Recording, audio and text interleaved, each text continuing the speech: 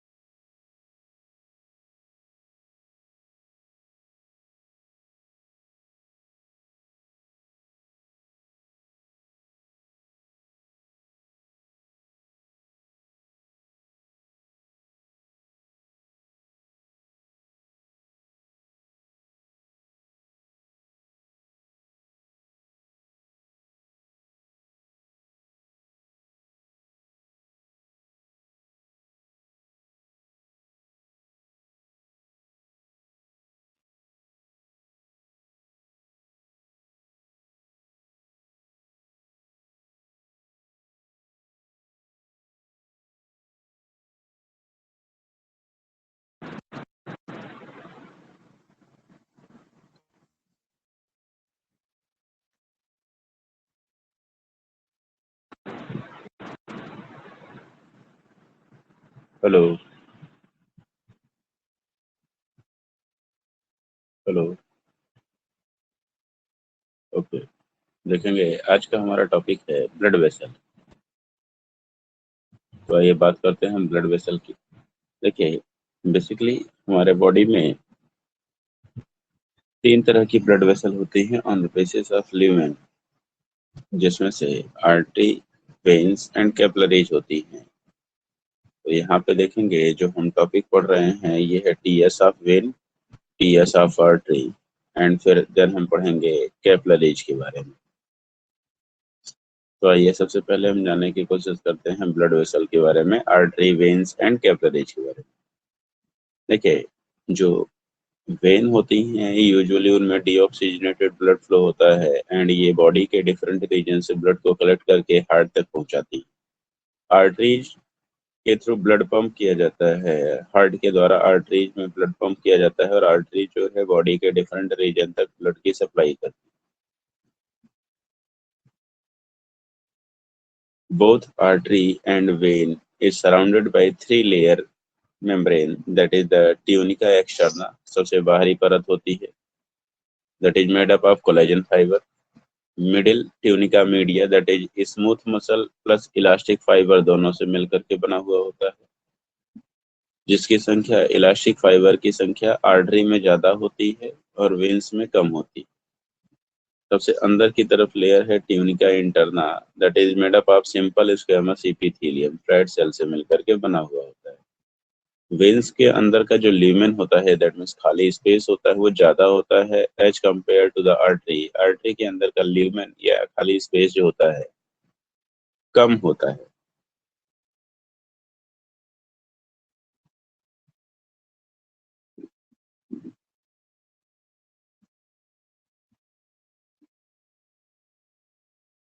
Artery, the blood vessel which carry blood away from the heart named as the artery. ऐसी blood vessel जो blood को heart से दूर लेकर जाती है वो आर्टरीज कहलाती है। Usually, artery has the oxygenated blood except the pulmonary artery and umbilical artery. umbilical artery जो है फीटस के umbilical कॉर्ड के अंदर पाया जाता है। जो आर्टरी दो वेन्स पाई जाती हैं वहाँ पे umbilical artery और umbilical vein। जैसे कि पल्मोनरी आर्टरी और पल्मोनरी वेन एक्सेप्शन है, उसी तरीके से umbilical artery और umbilical vein भी एक्सेप्शनली ये ऑक्सीजनेटेड ब्लड umbilical वेन जो है वो कैरी करती हैं एंड umbilical आर्टरी जो होता है वो डीऑक्सीजनेटेड ब्लड कैरी करता है, like that the pulmonary artery. Arteries are located in the deeper region of the body except a few, that is the carotid artery, subclavian artery, brachial artery, radial artery, inguinal artery, popliteal artery, that is present in the femoral artery, present with the femoral artery। तो ज्यादातर artery जो होती है हमारे body के deeper reason में पाई जाती हैं, अंदर की तरफ सिचुएटेड होती हैं, बट कुछ आर्टरीज ऐसी होती हैं जो हमारी बॉडी के आउटर सरफेस की तरफ भी पाई जाती हैं, मतलब बाहर की तरफ पाई जाती हैं। जैसे कैरोटिड आर्टरी हमारे नेक रीजन में पाया जाता है जो हमारे ब्रेन को ब्लड सप्लाई करता है। सब क्लेवियन आर्टरी हमारे क्लेविकल बोन यानी कि कॉलर बोन के नीचे के पास में पाया जाता है। नेक्स्ट है ब्रैकियल आर्टरी। ब्रैकियल आर्टरी हमारे आर्म में पाया जाता है जिसमें हम ब्लड प्रेशर मेजर करते हैं। रेडियल आर्टरी जो होता है ये आपके रिस्ट रीजन में, इससे हम पल्स रेट चेक करते हैं। इंग्वाइनल आर्टरी हमारे जेनेटिलिया के दोनों साइड में प्रेजेंट होता है इंग्वाइनल रीजन में। पॉप्लिटियल आर्टरी जो होता है ये फीमोरल आर्टरी के साथ में पाया जाता है। Wall of artery is thicker to sustain the high pressure. Artery की वॉल वेन के कंपैरेटिवली काफी थिक होती है, इलास्टिक फाइबर की संख्या इसमें ज्यादा होती है जिससे यह ज्यादा से ज्यादा प्रेशर को झेल सके। वॉल ऑफ आर्टरी इज आप पहला है tunica externa, outer most layer with the collagen fibre. सबसे बाहरी परत जो होती है वो ट्यूनिका एक्सटर्ना होती है जिसमें जो ज्यादातर कोलेजन फाइबर से मिलकर के बनी हुई होती है। दूसरा है tunica media, middle thickest layer having the smooth muscle and elastic fibre. इसमें स्मूथ मसल और इलास्टिक फाइबर्स की संख्या ज्यादा होती है। Elastic fibre is responsible for maintenance of shape of artery whether blood is present और नॉट।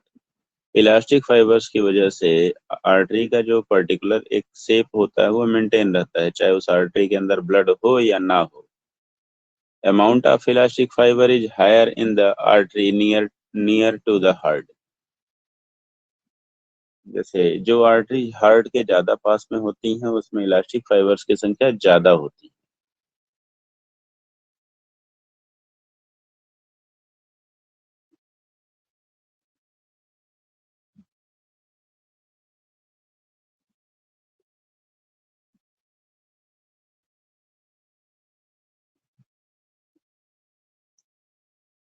थर्ड है tunica interna, inner most layer with the simple squamous epithelium. Simple that means होता है single layered होती हैं, squamous that means ये flat cell से मिलकर के बनी हुई होती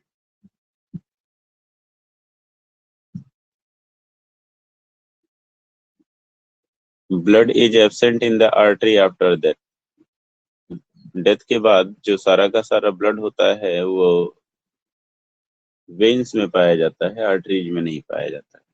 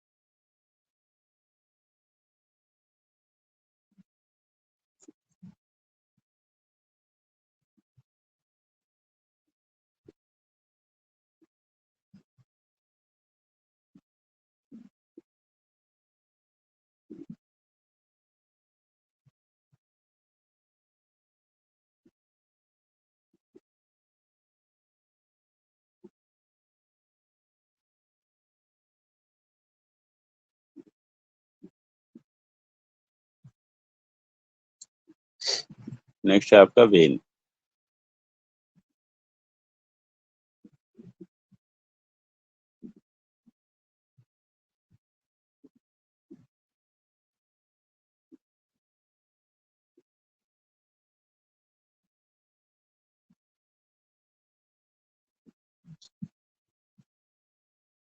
वेन के बारे में देखेंगे, blood vessel which bring blood towards the heart named as vein. ऐसी ब्लड वेसल्स जो बॉडी के डिफरेंट रीजन से ब्लड को इकट्ठा करके हमारे हार्ट तक लाती हैं, वो वेन्स कहलाती हैं। Usually veins has deoxygenated blood except the pulmonary and umbilical vein. ज्यादातर वेन्स जो होती हैं डीऑक्सीजनेटेड ब्लड कैरी करती हैं, जिसमें ऑक्सीजन की मात्रा कम होती है। बट जो पल्मोनरी वेन है और अम्लाइकल वेन है, ये इसके एक्सेप्शन है। Veins are located in the superficial region that is more superficial in the male. Veins जो होती हैं हमारे बॉडी की ऊपरी सतह में पाई जाती हैं और ज्यादा सुपरफिशियल होती हैं मेल्स में। ये मेल्स के सेकेंडरी सेक्सुअल कैरेक्टर में आता है कि मेल्स जो वेन होती हैं वो सुपरफिशियली प्रेजेंट होती हैं, बाहर की तरफ ज्यादा पाई जाती हैं। Veins has thinner wall due to the very less pressure but wider lumen. Veins का जो वॉल होता है वो काफी थिन होता है और इनका ल्यूमेन वाइडर होता है और प्रेशर कम होता है। Thin wall is due to the tunica media. Thin wall का रीजन ये है कि इनकी जो मिडिल लेयर होती है ट्यूनिका मीडिया, वो भी थिन होती है। Elastic fibres are very less. इनमें इलास्टिसिटी नहीं पाई जाती है क्योंकि इलास्टिक फाइबर्स की संख्या कम पाई जाती है। और absent therefore vein get collapsed in the absence of blood. जब ब्लड की मात्रा नहीं होती है या ब्लड नहीं होता है वेन्स में, तो ये वेन्स कोलैप्स कर जाती हैं। जबकि आर्टरी में इसका जस्ट अपोजिट था। आर्टरी में ब्लड हो या ना हो, तब भी उसका शेप मेंटेन रहता है।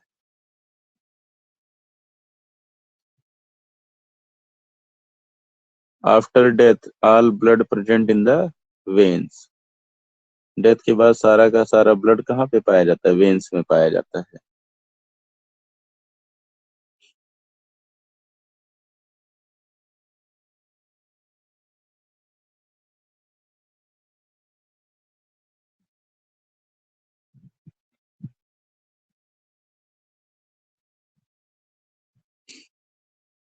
In the when blood ascend against the gravity under the low pressure by the various factor। Veins के अंदर जो ब्लड एसेंड करता है वो against the gravity under the low pressure ascend करता है, ऊपर की तरफ चढ़ता है। इसके लिए कई सारे फैक्टर रिस्पॉन्सिबल होते हैं सेंडिंग ऑफ ब्लड के लिए, जिसमें पहला है suction force created by the diastolic phase of heart. जब हार्ट कॉन्ट्रैक्शन के बाद डायस्टोल करता है तो एक निगेटिव प्रेशर क्रिएट करता है, जिसको हम सक्शन प्रेशर बोलते हैं, जिससे वो बॉडी के डिफरेंट रीजन से ब्लड को खींच लेता है। Alternate contraction and relaxation of skeletal muscle create the external pressure on the veins, which help in the ascent of blood। जो वेन्स होती हैं उसके चारों तरफ मसल्स पाई जाती हैं, तो अल्टरनेट कॉन्ट्रैक्शन एंड रिलैक्सेशन की वजह से इन वेन्स के अंदर ब्लड ऊपर की तरफ असेंड करता है। Example, calf muscle is named as the peripheral heart. हमारे बॉडी की जो काफ मसल होती हैं इनको हम पेरिफेरल हार्ट बोलते हैं।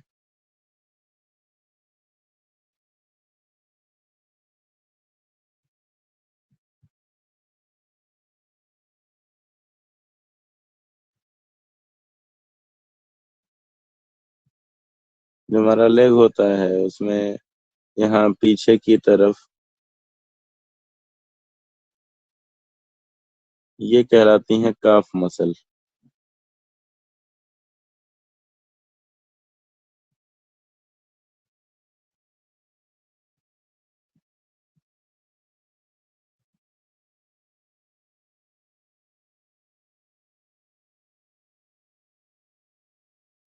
तो काफ मसल को पेरिफेरल हार्ट बोला जाता है क्योंकि ये हमारे ब्लड के रिटर्न में हेल्प करता है।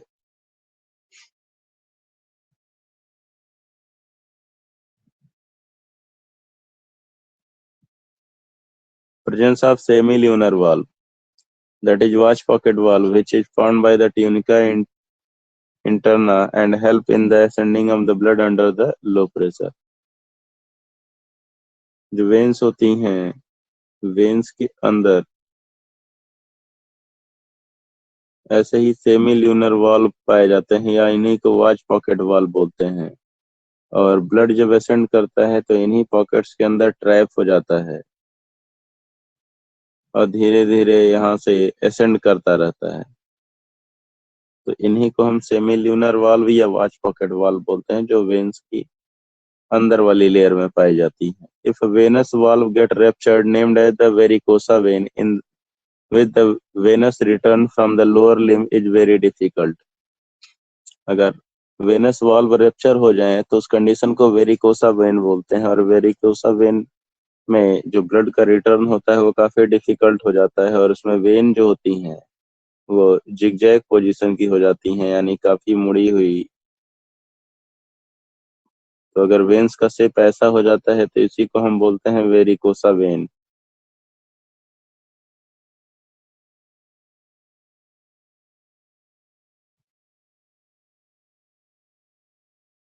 बहुत ज्यादा हैवी एक्सरसाइज करने की वजह से, साइकिलिंग करने की वजह से या बहुत ही ज्यादा रनिंग करने की वजह से इस तरह की वेन्स जो है हमारे लिम्स में डेवलप हो जाती है।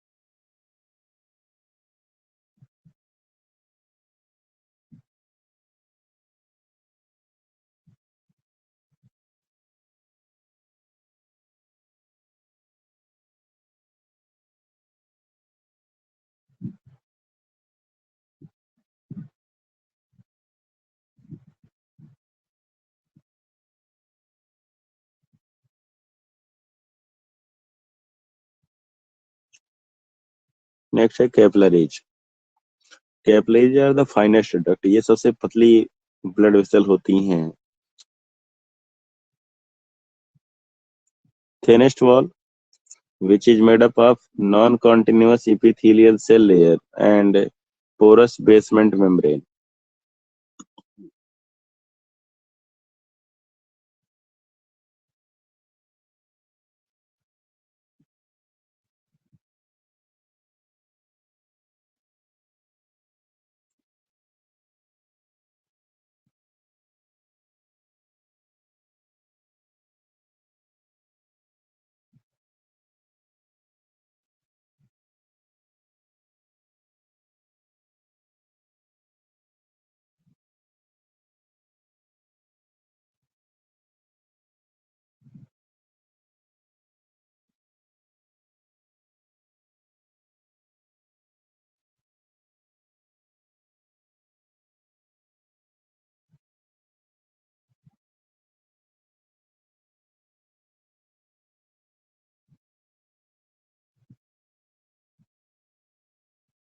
देखिए, ब्लड कैपिलरीज जो होती हैं वो सिंगल सेल लेयर होती हैं जिसको एंडोथेलियम बोलते हैं।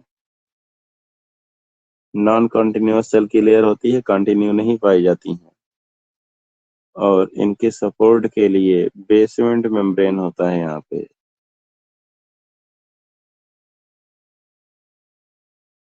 इस बेसमेंट मेम्ब्रेन में पोर्स पाए जाते हैं,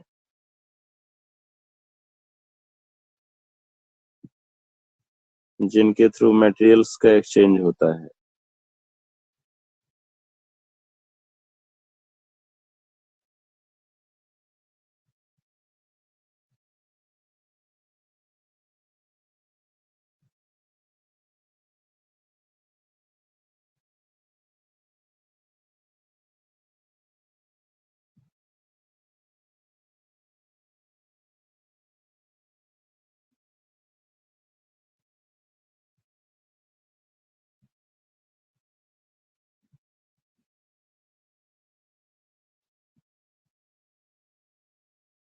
Total number of capillaries is more than 10 millions. That gives the total cross-section area of 500 meter square. That is 800 times more than aorta. Total capillaries जो है हमारे पास 10 मिलियन से भी ज्यादा है, जिनका total cross section area 500 metre square होता है, जो कि हमारे एवोर्टा के क्रॉस सेक्शन एरिया से 800 गुना ज्यादा है।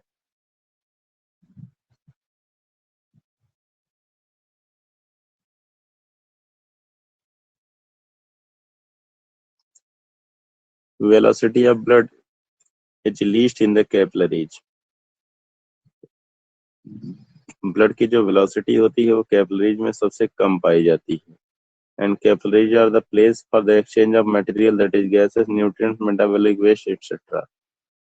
जितने भी एक्सचेंज होते हैं या मटेरियल सब्सटेंसेस का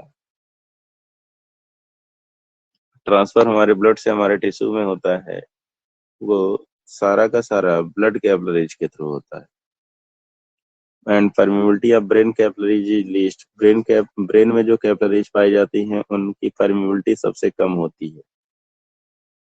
pulse represent the alternate contraction and relaxation of artery on the systole and diastole page. It is the reflection of heartbeat on the artery. तो पल्स जो होता है वो हार्ट बीट का ही रिफ्लेक्शन होता है, जिसको हम आर्टरीज में सुन सकते हैं।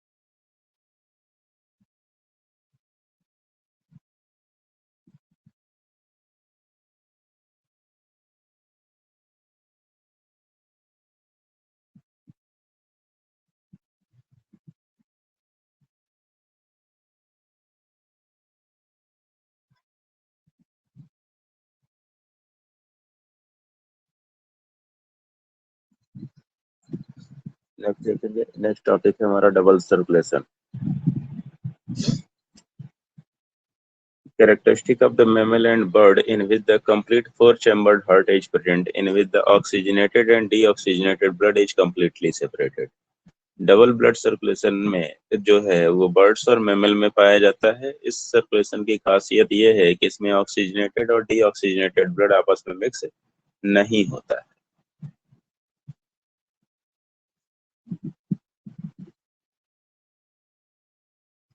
जिसमें देखेंगे पहला है pulmonary circuit. Start with the right ventricle which pump deoxygenated blood to the lungs for the oxygenation.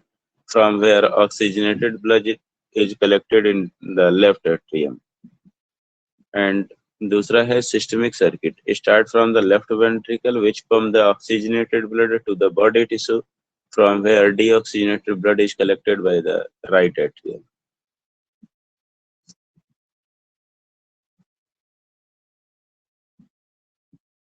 इसके लिए एक डायग्राम के थ्रू समझ लीजिए, छोटा सा डायग्राम.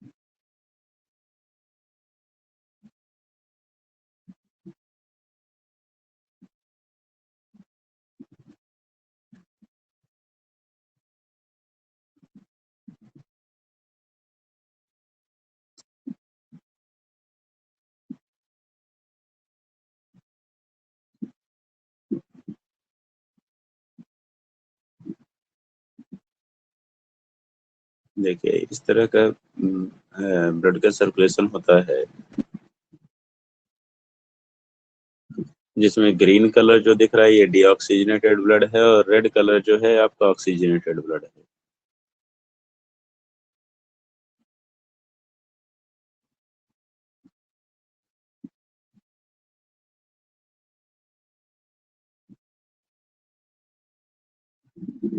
तो एक होता है आपका पल्मोनरी सर्किट. पल्मोनरी सर्किट में क्या होता है, हार्ट से ब्लड लंग्स के पास जाता है और लंग्स से वापस हार्ट में आ जाता है. तो इसकी शुरुआत देखिएगा कहाँ से होती है. पल्मोनरी सर्किट की शुरुआत होती है राइट साइड वेंट्रिकल से. राइट साइड वेंट्रिकल से ये लंग्स में पंप किया जाता है और लंग्स से फिर चला जाता है लेफ्ट साइड एट्रिया में. तो ये पूरा एक सर्कुलेशन कंप्लीट होता है हार्ट से हार्ट तक का. तो इसको हम बोलते हैं पल्मोनरी सर्कुलेशन.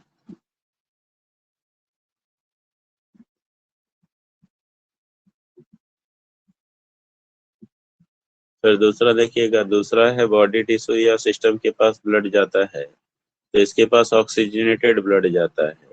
यहाँ इसकी शुरुआत जो होती है वो लेफ्ट वेंट्रिकल से होती है. लेफ्ट वेंट्रिकल से बॉडी और बॉडी टिश्यू से फिर से राइट साइड एट्रिया में चला जाता है. तो यहाँ पे एक सर्किट कंप्लीट होती है, इसको हम सिस्टमिक सर्किट बोलते हैं.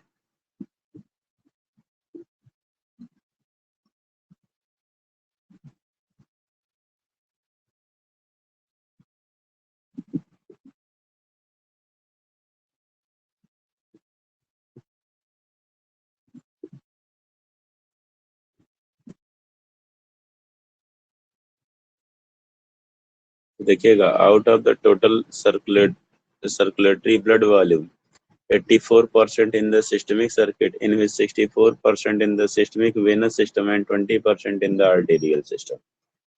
जितना भी टोटल हमारा ब्लड होता है उसका 84% ब्लड हमारे सिस्टमिक सर्किट में पाया जाता है. उस 84% का 64% हमारे सिस्टमिक वेन्स में और 20% हमारे सिस्टमिक आर्टरी में पाया जाता है. That's why systemic venous system is known as the blood reservoir for the circulatory blood. तो सिस्टमिक वेनस सिस्टम में जो वेन्स होती हैं वो ब्लड का रिजर्वायर कहलाती हैं, क्योंकि उसी के अंदर सबसे ज्यादा अमाउंट ऑफ ब्लड प्रेजेंट होता है.